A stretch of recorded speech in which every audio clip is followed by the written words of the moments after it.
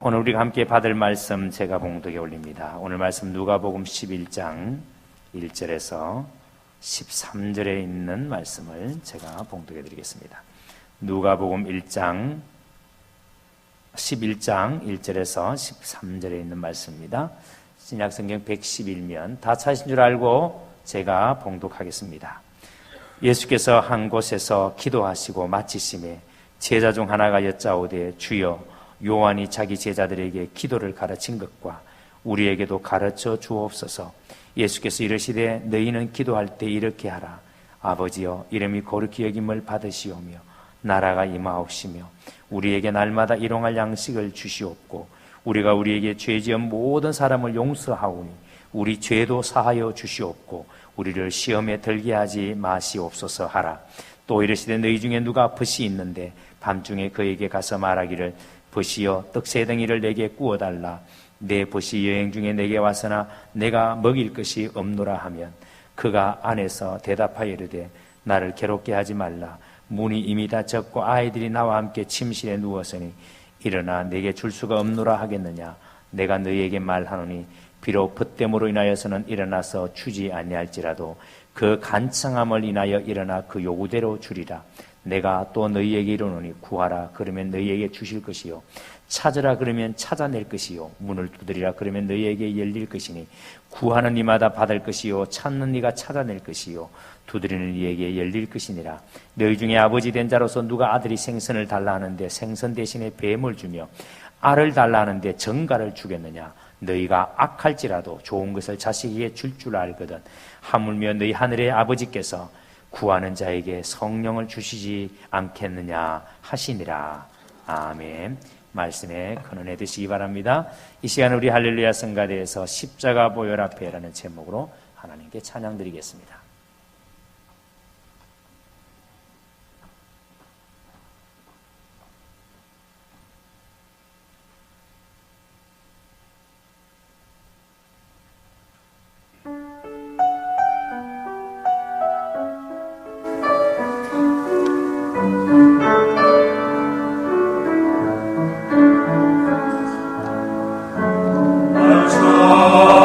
찾으신 주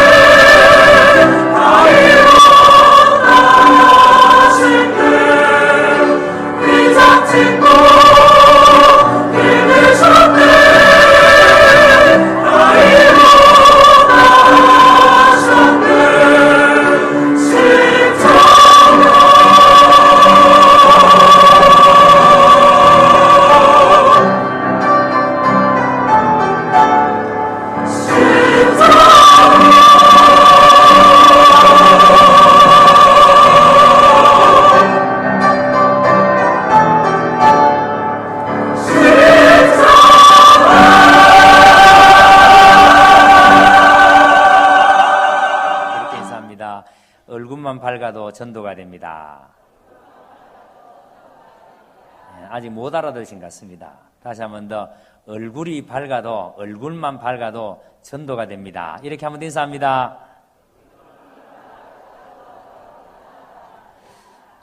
그렇게, 요렇게 지금, 이렇게 늘 밝은 모습으로 사시면 사람들이 매우 궁금해 합니다. 저 사람은 뭐가 좋아서 저렇게 늘 싱글벙글거리나 매우 좋아합니다. 그래서 많은 사람들에게 여러분들을 통해서 또 기쁨을 나누시게 되기를 바랍니다. 주기도문이라는 모노드라마가 있습니다. 한 청년 배우가 무대에 나와서 이렇게 기도합니다. 하늘에 계신 우리 아버지여, 이렇게 기도하면 녹음된 음성이 스피커를 통해서 나옵니다. 왜 불러? 이렇게 나옵니다. 그러면 이 청년이 이렇게 말합니다. 나 지금 주기도문 하고 있어요. 나를 건드리지 마세요. 지금 내 지금 주기도문 하고 있으니까 나를 귀찮게 하지 마세요. 그럽니다. 그러면 또다시 이 청년이 하늘에 계신 우리 아버지여 하고 주기도문을 합니다. 그럼 또 스피커에서 녹음된 음성이 나옵니다. 왜 불러? 라고 또 말합니다. 나옵니다.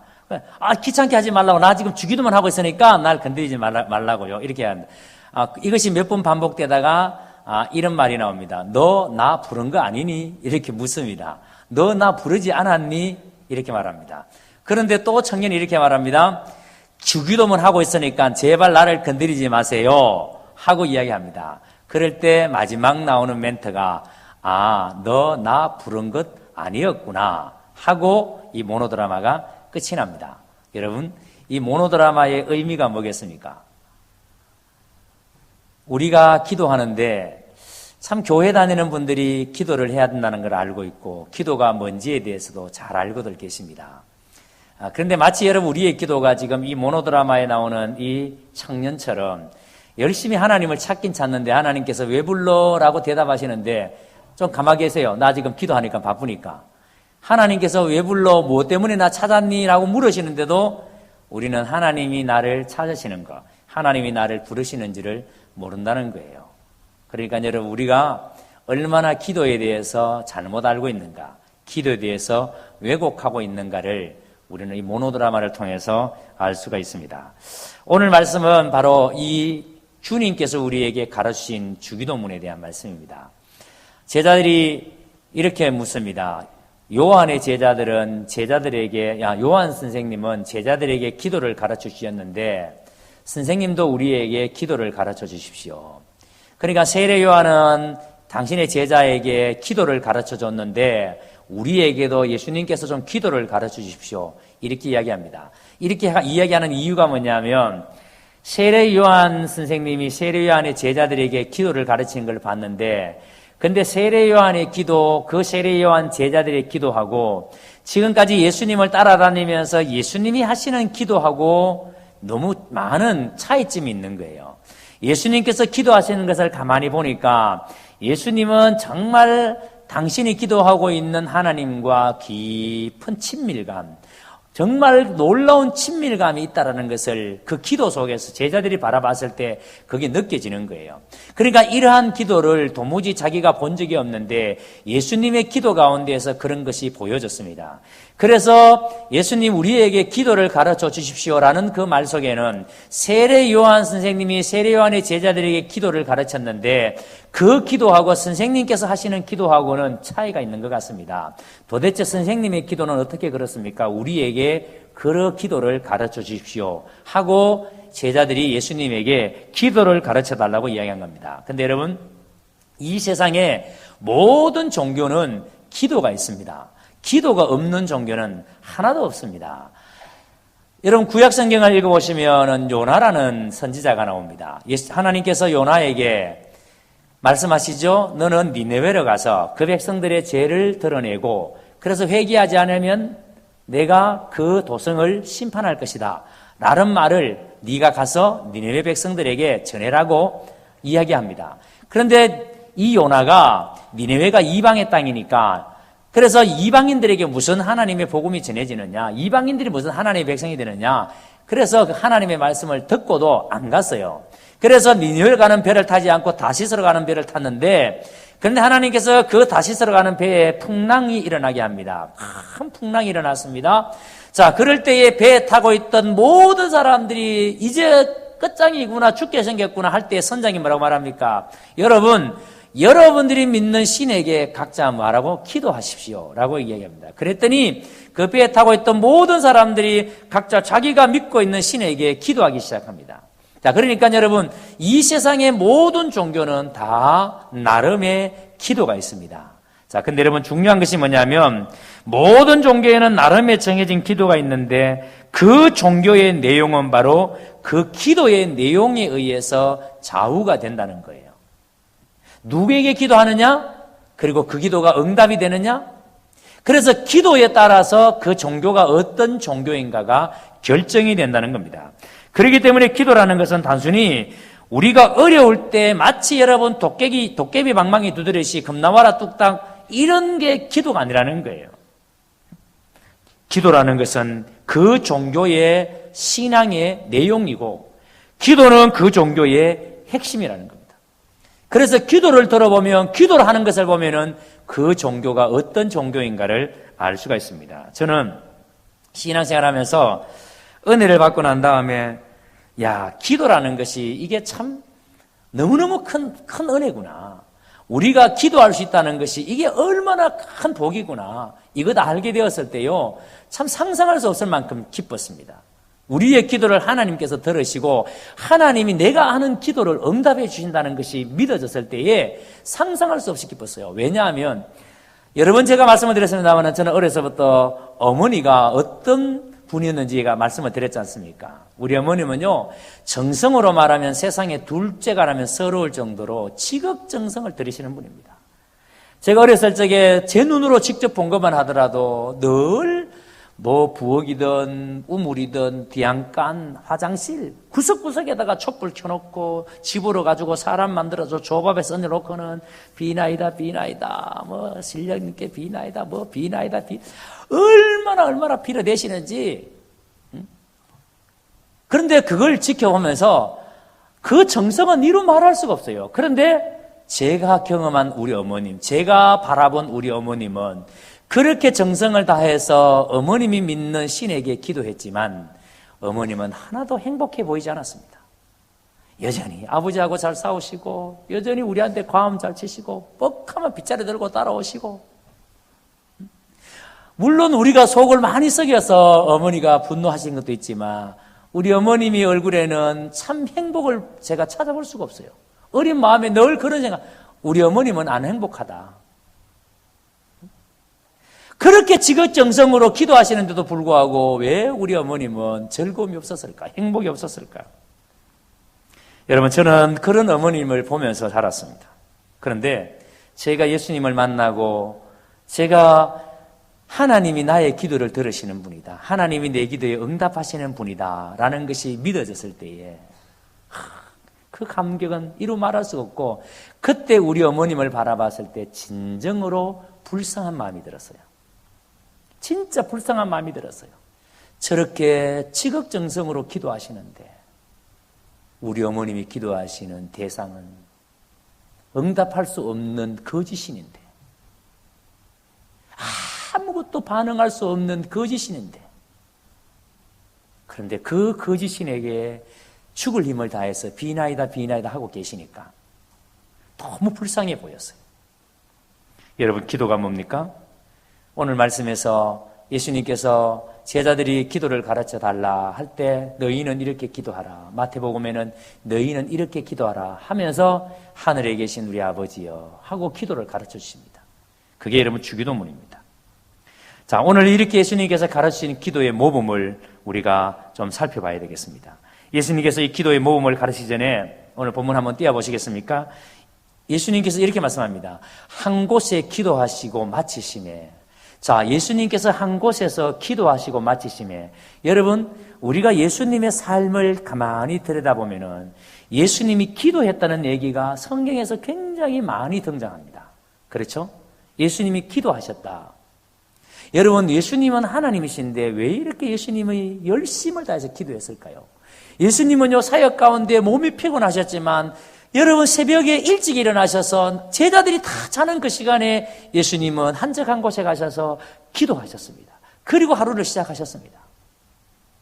예수님은 십자가 앞두고도 겟세마네에서 그 이마에서 흐르는 땀이 마치 피가 흐르는 것처럼 절박하고 간절하게 처절하게 하나님 앞에 기도했습니다. 졸고 있는 제자들을 깨우시면서 너희는 한시도 기도할 수 없더냐라고 하실 만큼 예수님은 참 기도하는 삶이었습니다. 왜 예수님은 그렇게 처절하게 기도했을까요? 여러분, 예수님이 그렇게 처절하게 기도하신 이유는 기도할 때에 아버지의 마음이 그 속에 온전히 회복되기 때문에.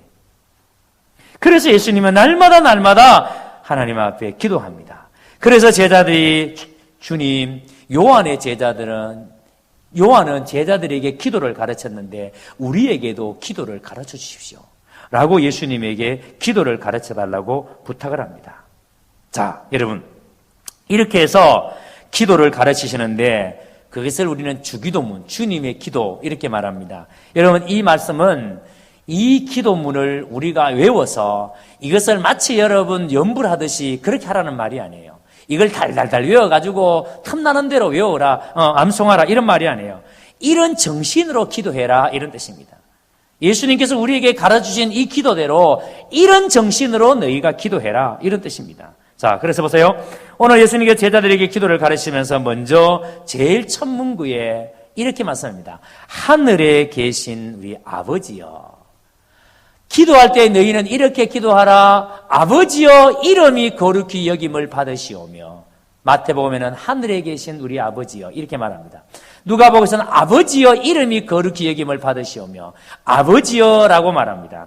여러분, 기도의 첫마디에 아버지여라고 하는 것은 지금 주님께서 기도를 말씀할 때 너희가 기도할 때에 기도의 대상이 누구냐를 가르치는 겁니다. 기도의 대상이 누구냐? 우리의 기도의 대상은 누구예요? 아버지십니다. 하나님이십니다. 여러분, 하나님을 아버지라고 부를 수 있는 사람은 누구밖에 없어요? 그리스도인들밖에 없어요. 그리스도인들 외에는 하나님을 아버지라고 부를 수 있는 사람은 아무도 없습니다. 그래서 바울은 로마서에서 뭐라고 말했습니까? 하나님, 우리가 예수 그리스도의 십자가의 보혈의 공로로 말미암아 거듭난 사람에게는 하나님을 뭐라 부른다고요? 아빠라고 부른다고요. 아버지라 부른다고요. 하나님을 아버지라 부를 수 있는 사람은 그리스도인들밖에 없습니다. 그래서 우리의 기도를 들으시는 분은 아버지시다. 그래서 예수님께서는 기도를 가르칠 때 제일 먼저 너희의 기도를 들으시는 분이 누구냐? 너희의 기도를 들으시는 분은 아버지시다. 그래서 아버지여라고 기도하라고 합니다. 아버지여. 여러분, 기도는 내가 얼마나 큰 소리로 기도하느냐, 아니면 내가 얼마나 작은 소리로 기도하느냐, 내가 얼마나 기도의 내용이 사람들이 듣기에 기도 내용이 좋다, 기도가 너무 어려스럽다, 아니면 내가 기도를 하는데 종이에 적어서 하느냐, 아니면 외워서 하느냐, 아니면 기도를 길게 하느냐, 아니면 기도를 짧게 하느냐, 이런 게 여러분 중요한 게 아니라는 거예요. 가장 중요한 것은 지금 내가 하는 기도는 하나님께 하는 것이고, 그 기도를, 내가 하는 이 기도를 그 하나님께서 뭐하고 계신다? 듣고 계신다. 지금 나는 하나님께 기도하고 하나님은 나의 기도를 지금 들어주고 계신다. 그게 중요하다는 거예요. 지금 여러분, 내가 하는 이 기도를 하나님이 듣고 계신다고 한번 생각해 보세요. 함부로 말하겠습니까? 옛날에 전도사 시절에 동료 한 명이 새벽에 가서 기도하는데, 보통 새벽 기도 때 좋을 때가 있거든요. 기도하다 보면 한참 기도하다 보면은 뭘 기도하는지도 몰라요. 근데 이 친구는 기도하다가 하나님 아버지 수류탄을 주시옵소서 익하고 있더래요. 자기가 깜짝 놀래가지고 자기 입에서 무슨 말이 나오는지도 모르는 거죠. 그런데 여러분, 내가 기도하는 것을 하나님이 듣고 계신다고 생각하면 그렇게 이야기하겠습니까? 그래서 예수님은 그 아버지의 이름이 거룩히 여김을 받도록 기도해라. 그 아버지의 이름이 거룩히 여김을 받도록 기도해라. 아버지여 하고 기도를 아버지께서 들으시기 때문에 그 아버지의 이름이 거룩히 여김을 받도록 기도해라. 우리가 살아가는 가장 삶의 중요한 이유, 내가 살고 내가 존재하는 가장 중요한 이유. 그래서 요리문답 제1문에 요즘 우리 성도들 가운데 대소 요리문답을 교회에서 잘 안 가르쳐서 이거를 꼭 가르쳐야 되는데 참 어렵습니다. 그래서 요리문답, 제가 어렸을 때는 교회에서 요리문답을 가르쳤거든요. 특히 학습받고 세례받는 사람에게는 긴 시간 동안 대소 요리문답을 철저하게 가르쳤습니다. 근데 요리문답 제1문의 질문이 뭐냐 하면 사람의 제일된 목적이 무엇이뇨? 라는 물음입니다. 그리고 답이 뭐예요? 하나님을 영화롭게 하는 것과 그를 영원토록 즐거워하는 것이다. 하나님을 영화롭게 하는 것, 그게 사람의 제일된 목적입니다. 하나님이 사람을 왜 만들었습니까? 내가 왜 이 땅에 존재합니까? 그 이유는 오직 하나님을 영화롭게 하기 위해서, 하나님을 영화롭게 하는 것이 내가 이 땅에 사는 이유이고 존재 목적입니다. 그래서 내가 하는 모든 일을 통해서 하나님의 이름이 높임을 받는 것, 여러분이 직장 생활에서 그 하는 일을 통해서 내가 돈 잘 벌고 사회적으로 성공하는 것이 목적이 아니라 그곳에서 하나님의 이름이 높임을 받는 게, 그게 여러분 살아가는 이유, 내가 일을 하는 이유라는 거예요. 내가 직장에서 열심히 일하는 이유는 내가 돈 잘 벌어서 부자 되는 게 목적이 아니고 그걸 통해서 하나님의 이름이 높임을 받게 하는 것, 하나님이 영화롭게 되는 것, 그게 이유라는 거예요. 그것을 위해서 기도하는 거예요. 하나님의 이름이, 우리의 기도를 들으시는 그 하나님의 이름이 영화롭게 되도록 기도하라고. 그리고 나라가 임하옵시며 그랬습니다. 나라가 임하옵시며. 나라가 임하였다는 것은 하나님의 나라가 이 땅에 임하도록 기도하라는 거예요. 하나님의 나라가 이 땅에 임한다는 것은 하나님의 다스림, 앞에서 하나님의 이름을 영화롭게 하는 것과 여러분 같은 맥락입니다. 우리가 하나님의 이름을 영화롭게 하기 위해서는 내가 살고 있는 삶의 자리에서 철저하게 하나님 앞에서 사는, 하나님 앞에 믿음으로, 그래서 말씀을 의지해서 철저하게 여러분 우리가 살아야 하나님의 영광이 드러납니다. 그래서 내가 살아가고 있는 삶의 현장에서 하나님의 나라가 임한다는 것은 하나님이 내 삶의 주인이시고 지금 이 순간에도 하나님이 나와 함께 하시고 지금 여기에도 하나님이 계시고 지금 이 일도 하나님이 나와 함께 하시고 내가 하는 이 일이 지금 하나님이 하시는 일이다. 우리가 그런 믿음으로 무슨 일이든지 행할 때에 그것이 하나님의 나라, 하나님의 통치가 일어나는 거죠.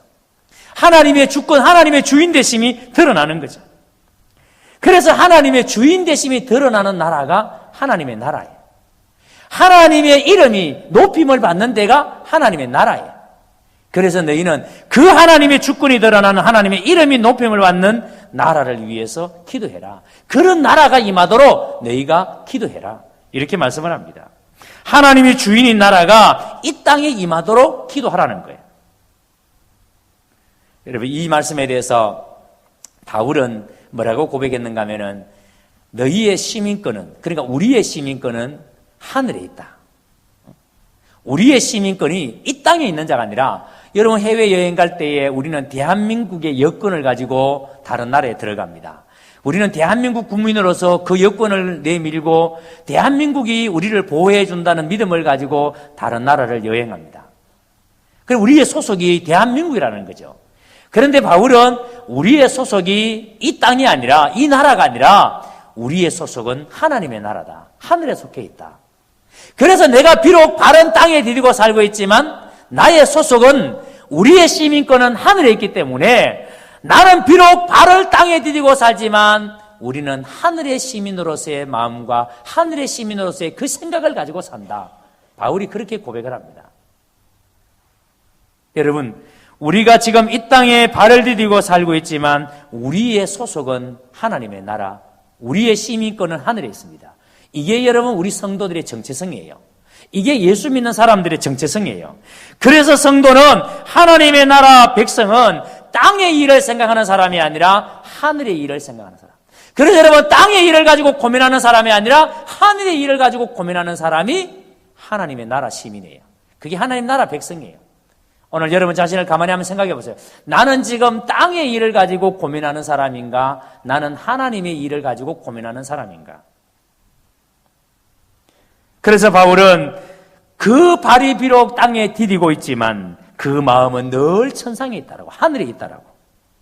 그래서 땅의 일을 생각지 아니하고 늘 하늘의 일을 생각한다라고 바울은 고백합니다. 그 하늘의 일이 뭐예요? 하나님이 자기에게 맡기신 일입니다. 그게 사람 살리는 일이에요. 그걸 사람 세우는 일이에요. 그래서 바울은 그 일을 위해서 자신의 생명을 조금도 귀한 것으로 여기지 아니하는 겁니다. 그리고 3절에 보세요. 우리에게 날마다 일용할 양식을 주시옵고, 역시 맥을 같이 하는 말씀입니다. 여러분, 일용할 양식을 달라는 말은 그날 한 끼 한 끼를 먹을 수 있는 양식을 주십시오 라고 기도하는 것은, 여러분 요즘 우리가 한 끼 못 먹어서 걱정하는 사람이 우리 가운데 몇 명이나 될까요? 요즘 사람은 대부분은 끼니 걱정하는 사람은 없습니다. 하루 세 끼 밥은 먹고 삽니다. 그런데 왜 주님께서는 일용할 양식을 구하라고, 일용할 양식을 위해서 기도하라고 말합니까? 이 말씀의 뜻은 하루분의 양식을 구하는 것은 다른 모든 것도 하나님께 다 맡겨드립니다 라는 의미입니다. 네가 오늘 하루 먹는 것도 하나님이 책임져 준다고 믿는다면 다른 모든 것도 다 하나님께서 책임져 주신다. 이 믿음을 가지라는 거예요. 이 믿음을 기도하라는 거예요. 네가 하루하루 먹는 것을 가지고 기도한다면은 다른 모든 것도 하나님이 책임져 주신다는 믿음을 가지라는 겁니다. 그래서 여러분, 일용할 양식을 구하는 것은 단순하게 먹는 문제만을 가지고 말씀하는 게 아니에요. 매일매일 한 끼 한 끼 먹는 문제만 가지고 기도하라는 말씀이 아니에요. 이것은 내 삶의 모든 것을 다 하나님께 맡겨드립니다. 내가 하는 모든 일들, 내가 경험하는 모든 것을 다 하나님께 맡겨드립니다. 그 고백이 바로 일용할 양식을 주시옵고 라는 기도입니다. 여러분들은 이 일용할 양식을 달라고 기도할 때마다 내 삶을 하나님께 모두 맡깁니다. 그 마음이 있으십니까? 그런 마음으로 기도하십니까? 솔직히 여러분 보세요. 지금 우리들 가운데 어느 누구도 내일 일을 예측하는 사람은 없습니다. 내일 일을 아는 사람은 없습니다. 내일 나에게 무슨 일이 일어날는지 아는 사람은 아무도 없습니다. 그래서 우리가 오래전에 찬양 가운데, 복음성가 가운데 이런 성가가 있습니다. 내일 일은 난 몰라요. 하루하루 살아요. 불행이나 요행함도 내 뜻대로 못해요. 험한 이 길 가고 가도 끝은 없고 고네요. 주님의 수팔레미사 내 손 잡아주소서. 여러분, 이 찬양 많이 불리지 않습니까? 내일 일은 난 몰라요. 우리 가운데 내일 일을 아는 사람은 아무도 없습니다. 마치 여러분 짙은 안개가 끼어져 있으며 우리는 한 치 앞을 내다볼 수가 없습니다. 그런데 그 안개가 그치며 이 세상이 보입니다. 여러분, 우리는 내일 일을 모르지만 마치 여러분 옛날에 우리가 미술 시간에 모자이크를 하지 않습니까? 종이를 찢어서 그림에다가 붙이는데 옆에서 보는 사람은 이게 무슨 그림인지 모릅니다. 그런데 그 종이를 찢어서 붙이는 사람은 내가 어떤 그림을 그릴 것인지 머릿속에 완성된 그림을 가지고 있습니다. 그리고는 바닥에는 스케치를 해놓고 그리고는 거기에다가 모자이크를, 종이를 찢어서 붙입니다. 그런데 처음에는 무슨 그림인지 아무도 모르지만 그런데 시간이 지나고 그것이 완성되어 갈 때 보면은 너무도 아름다운 그림이 되어져 있습니다. 여러분, 일용할 양식을 주시옵고 라는 의미는 그런 의미예요. 내일 일을 우리가 모르지만 하루하루를 믿음으로 말씀 붙들고 하나님 앞에서 살면은 내일 일을 우리가 무슨 일이 날지 불안하고 걱정이 되지만 오늘 하루를 하나님 앞에 말씀대로 순종하고 말씀 붙들고 살면은, 그래서 여러분 어느 순간에 돌아보면은 내 삶에 너무도 아름다운 그림이 완성이 되어져 있습니다. 너무도 아름다운 삶이 내 속에 만들어져 있습니다. 여러분 지금 보세요. 이 우리 교회 어른들의 모습을 보면은 그걸 볼 수 있지 않습니까? 지금 이 어른들이 여기까지 오기에 여러분 젊은 시절 아이 때부터 지금까지 매일매일 말씀 붙들고 매일매일 하나님과 씨름하며 매일매일 말씀에 순종하며 살아온 삶의 그 결과들이 지금 어른들의 모습이에요. 지금 우리 어른들의 지금의 모습이 지난날 하루하루를 주님과 믿음으로 동행했던 삶의 모습이에요. 그래서 바울은 뭐라고 고백합니까? 나의 달려갈 길을 마치고 믿음을 지켰으니 나의 선한 삶을 싸우고. 여러분, 바울은 자기가 그 마지막 순간 죽음을 앞두고 이제 죽음이 자기 앞에 다가왔을 때 하나님, 나는 나의 선한 싸움을 싸웠습니다. 그리고 하나님, 나는 하나님 앞에 믿음을 지켰습니다. 그리고 이제 후로는 하나님께서 나를 위해서 의의 면류관을 예배해 두신 줄로 믿습니다. 여러분, 바울은 자기에게 주어진 그 하루하루 자기의 생각대로 자기의 의지로 살지 아니하고 날마다 하나님 앞에 엎드려 기도하며 말씀 붙들고 그 처절하게 매를 맞으며 사람들로부터 쫓김을 받고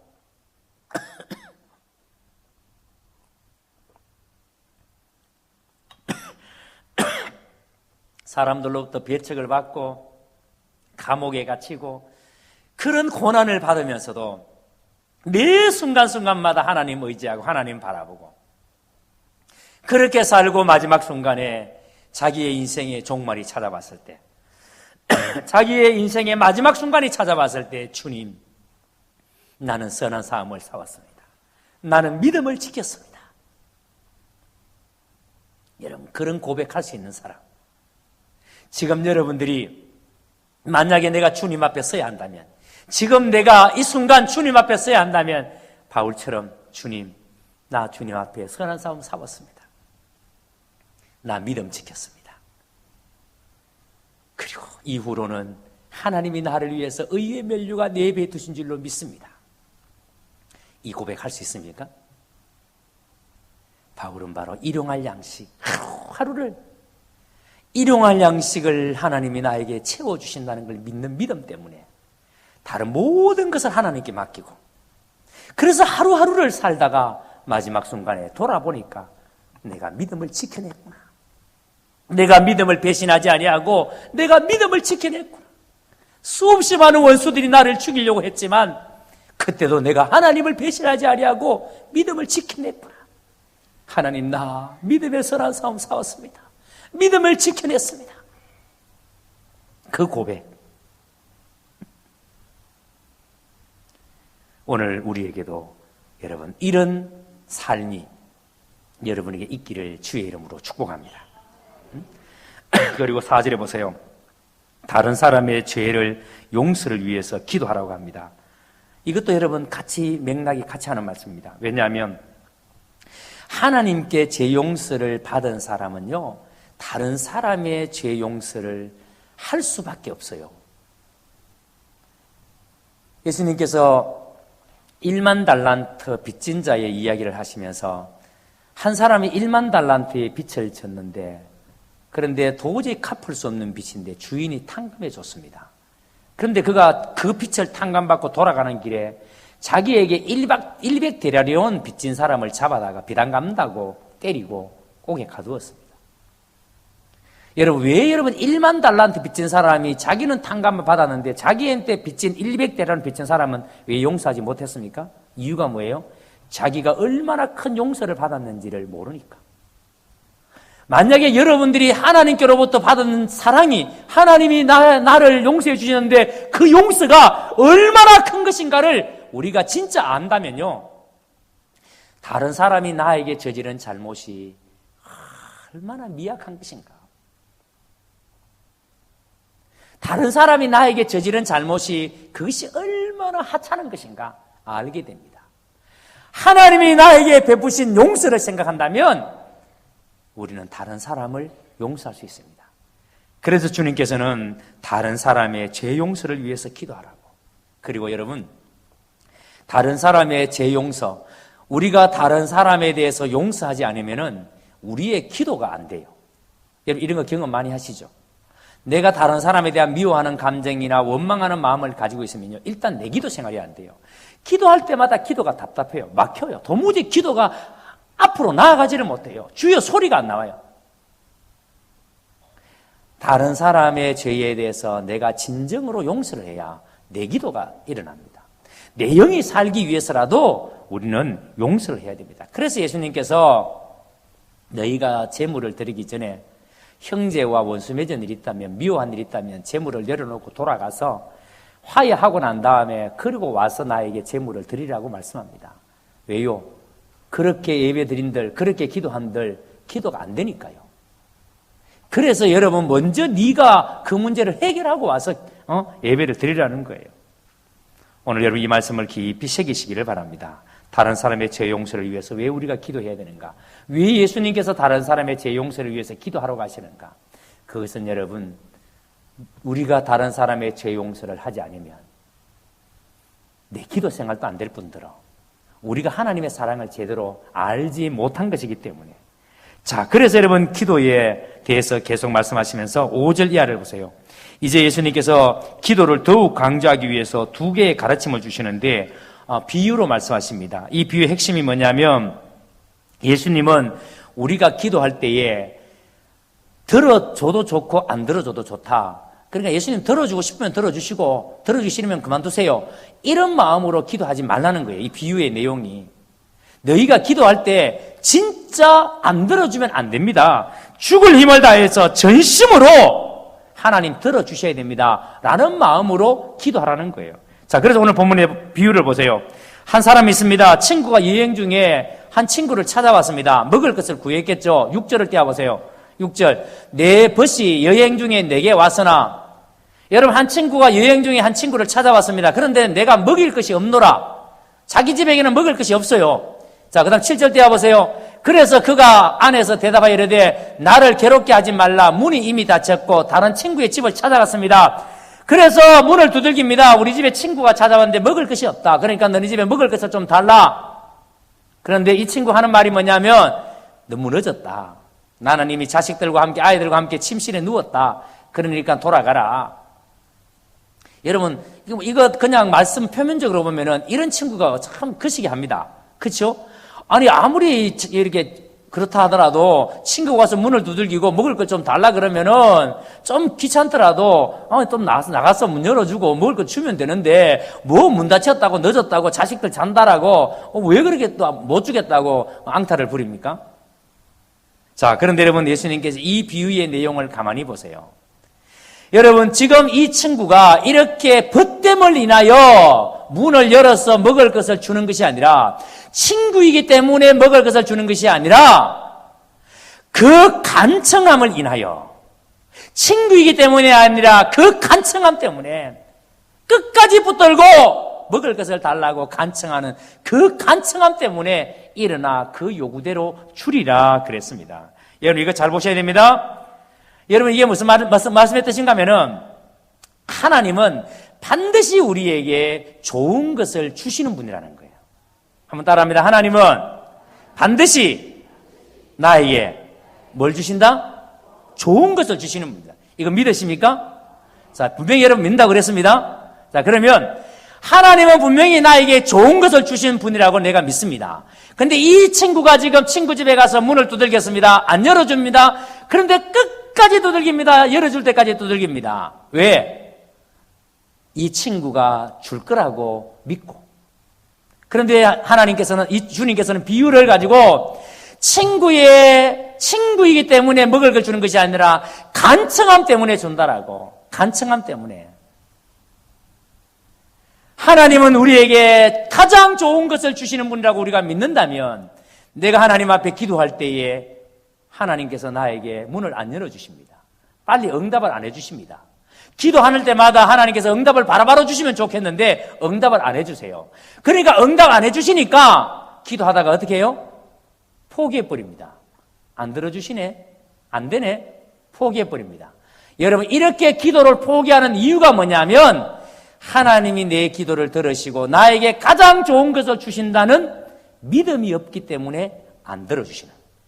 기도를 포기하는 거예요. 무슨 말 이해가 되십니까? 여러분이 왜 우리가 기도 생활을 제대로 못하느냐? 왜 우리가 기도해보다가 포기해버리느냐? 목사님 기도해봤어요. 기도했는데 안 들어요. 하나님 안 들어주세요. 왜 우리가 기도하다가 포기하느냐? 하나님이 나에게 가장 좋은 것을 주신다는 이 확신이 우리가 없기 때문에. 여러분, 하나님은 나에게 가장 좋은 것을 주시는 분이시다라는 확신이 있으면 절대 여러분 우리는 포기하지 않습니다. 그래서 예수님께서는 세상의 모든 아버지도 흠이 있고 세상의 모든 아버지도 능력에 한계가 있지만 자식에게 좋은 것을 줄 줄 알거든. 세상의 아버지들도 자식에게 좋은 걸 줄 줄 알거든. 그래서 예수님께서 뭐라 그럽니까? 세상의 아버지가 누가 아들이 아버지에게 와서 아버지 나 생선 먹고 싶어요. 나 고기 먹고 싶어요. 그런데 어느 아버지가 뱀 잡아다가 고기 먹으라고 줄 아버지가 있겠느냐고. 여러분 뱀 줬다가 아이가 어떻게 되겠어요? 나 알 먹고 싶어요. 나 달걀 먹고 싶어요. 내 달걀 먹고 싶다고 말하는데 어느 아버지가 독이 있는 전갈을 잡아다가 먹으라고 줄 아버지가 어디 있겠느냐고. 능력에 한계가 있는 아버지도 비록 연약한 부족한 아버지도 자기 자식에게는 좋은 거 줄 줄 알거든. 하물며 하늘에 계신 아버지께서 우리에게 왜 좋은 것을 주시지 않겠느냐. 제가요 우리 손자가 얼마 전에 돌이 지났습니다. 그래서 돌인데 여러분 죄송합니다 이런 얘기해서 여러분도 다 자식 키워보고 손자 손녀 다 있으니까 제가 이런 말을 해도 이해가 되시리라 믿습니다. 돌이니까 뭘 한 개 선물을 해야 되겠다 싶은데 어느 날 우리 애들이 이제 우리 언니가 타고 있는 마트에서 자동차를 사진으로 보냈습니다. 동영상을 찍어서 보냈습니다. 근데 그 타서 좋아가지고 막 난리가 났습니다. 근데 그 차가 제가 얼마 하겠어는 별로 안 비쌀 줄 알았어요. 근데 그게 뭐 70만 원, 80만 원 간다는 거예요. 내 마음은 사주고 싶은 생각이 있지만 도저히 저거 사주고 나면 몇 달을 굶어야 되니까 안 되겠다. 네? 여러분 우리는 자식에게는요 뭐를 해줘도 아까운 게 없고요 어떻게 하면 더 좋은 거 해줄까 싶다 이런 생각 들지 않습니까? 나는 좀 이렇게 힘들게 살아도 자식들에게만큼은 더 좋게 해주고 싶은 게 우리 부모의 마음 아니에요? 여러분 이렇게 세상의 부모는 능력이 한계가 있음에도 불구하고 자식에게 좋은 것을 먹이고 입히기를 원하는데 하물며 하나님께서 우리에게 더 좋은 것을 주시기를 원하지 않겠느냐. 그런데 여러분 우리가 이것을 믿지 못하니까 이것을 안 믿으니까 뭐 한단 말이에요? 포기해버린단 말이에요. 이번에 베스트 초청잔치를 합니다. 5월 20일 날. 참 여러분 중요한 날입니다. 근데 베스트 초청잔치 할 때에 우리가 반드시 기억해야 될 게 있습니다. 제가 지난 수요일 날 예배를 드리면서 우리 신은호 전사님이 설교를 하셨는데 참 많이 도전이 됐습니다. 설교 내용 가운데 이렇게 이야기하는 말씀이 있었습니다. 그 설교의 본문이 38년 된 중풍병자를 친구들이 메고 와서 지붕을 뚫고 예수님에게 내려보내는 그 말씀이었는데요. 이런 말씀을 하셨습니다. 저 지붕 뜯으면 지붕은 누가 고쳐주나? 지붕을 뜯고 내리면은 저 지붕 뜯은 지붕은 누가 고쳐주나? 그러면서 이렇게 이야기하더군요. 그 친구들은 38년 동안 몸져 누워있는 이 친구를 예수님 앞에 데려 나오면 예수님이 반드시 고쳐주실 것이다. 내가 어떤 대가를 지불하더라도 이 친구를 고치고 싶다. 그래서 지붕을 뜯으면 그 집 주인이 나중에 뭐라 그러겠어요? 지붕 고쳐내라고 난리가 날 텐데. 그런데 지붕 고치는데 돈이 얼마가 들든지 그 지붕 고치는데 얼마나 수고가 되든지 간에 지붕을 뜯어내고 그 친구를 예수님 앞으로 내립니다. 그리고 여러분 그 이후에 지붕 고치기 위해서 얼마나 애를 썼겠어요?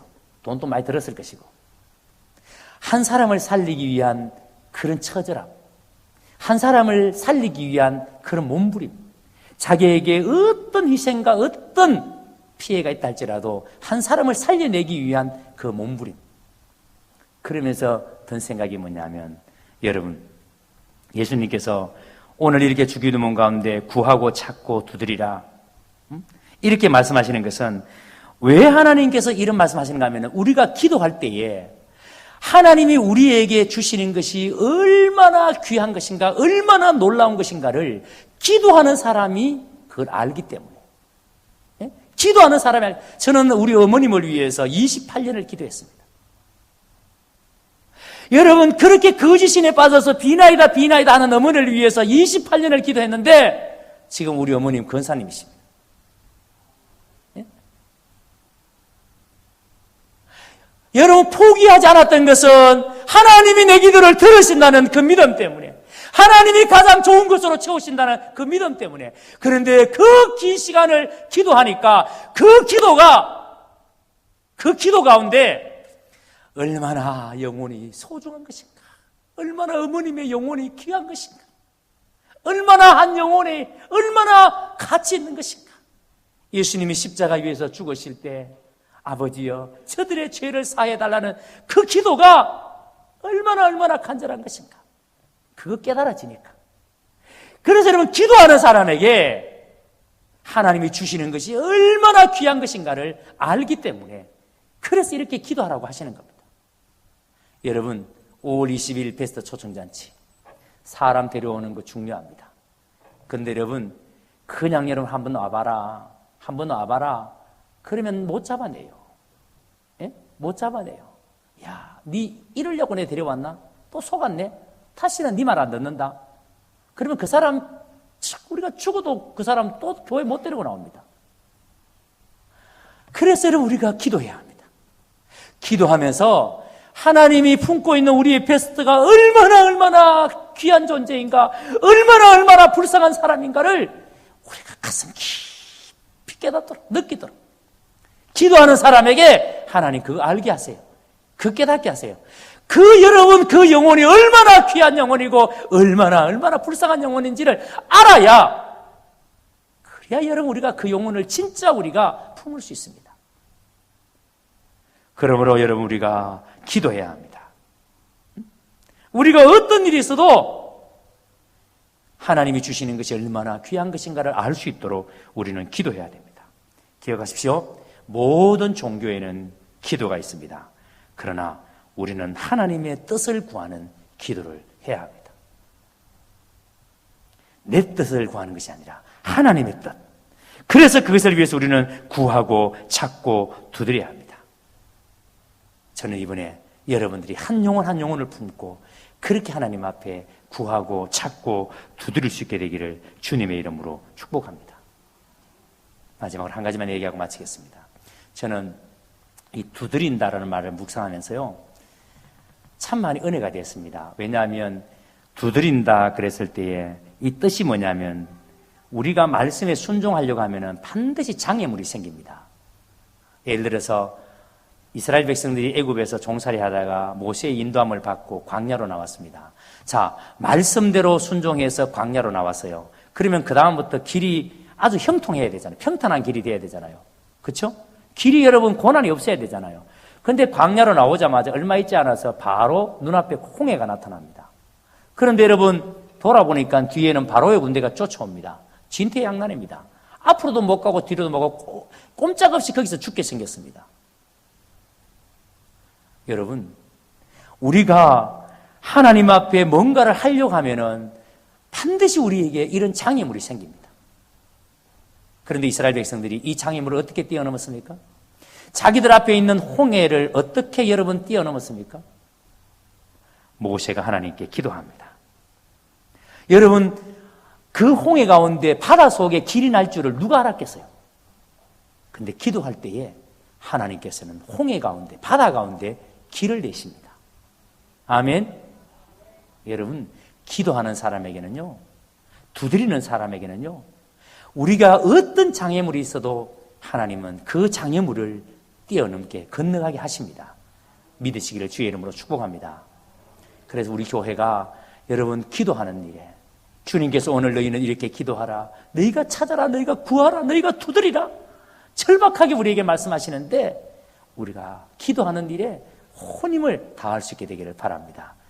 기도할 때에 이런 장애물을 만날 때에 반드시 하나님께서는 바다 속에도 길을 되시는 분임을 알고 하나님은 우리에게 가장 좋은 것을 주시는 분임을 알고 우리가 포기하지 아니하고 기도로 승리할 수 있게 되기를 주의 이름으로 축복합니다.